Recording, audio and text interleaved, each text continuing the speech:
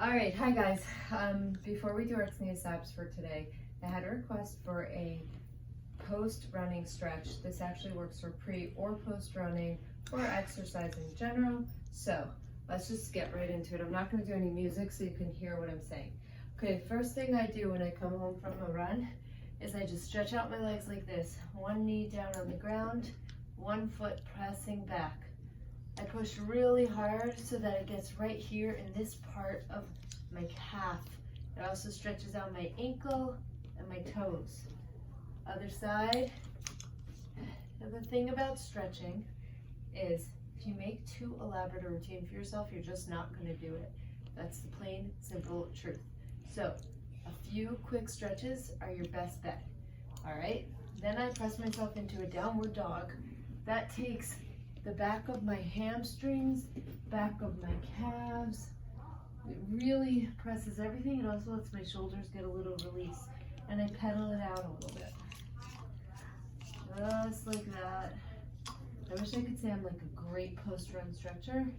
I am not. And I suffer because of it. So my advice is do it. Okay, after I've pedaled out my dog a little bit, I bring a knee forward and towards the side into what we've done before, our pigeon pose. Okay? Hips are Dad, this is yoga, not exercise. It's stretching. And that lets this whole side on the one that's bent stretch itself out. Okay? If you want to get fancy dancy, pull this back. Ooh, I kind of want to do Do that. them both. That gives your quad a nice stretch. Careful. Okay, and then switching to the other side, just because whatever you do on one side, I always do on the other. This is sweet. Good, but your foot should be by your hand. All the way. By your hand. All the way. Good job. Then again, reaching back.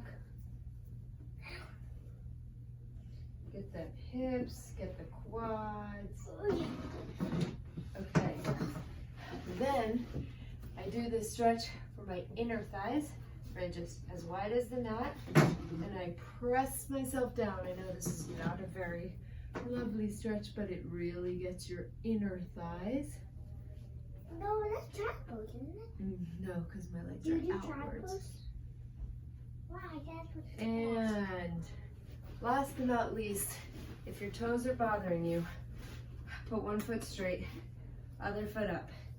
Hands interlaced in the toes, press them back and forth. Round and round you go, both directions. Give your ankles a little love. duct tape on my toe. Duct tape on my toe for the blister. And other side. After we do this, I'm going to show you one or two standing up stretches that I do. You can do them outside by your mailbox. You can do them wherever you want. Okay, give it a little love. The next thing is find a surface, a chair, a table, a mailbox, the bumper of your car.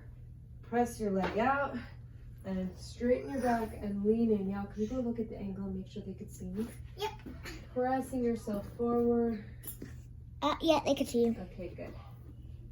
And your tripod over there.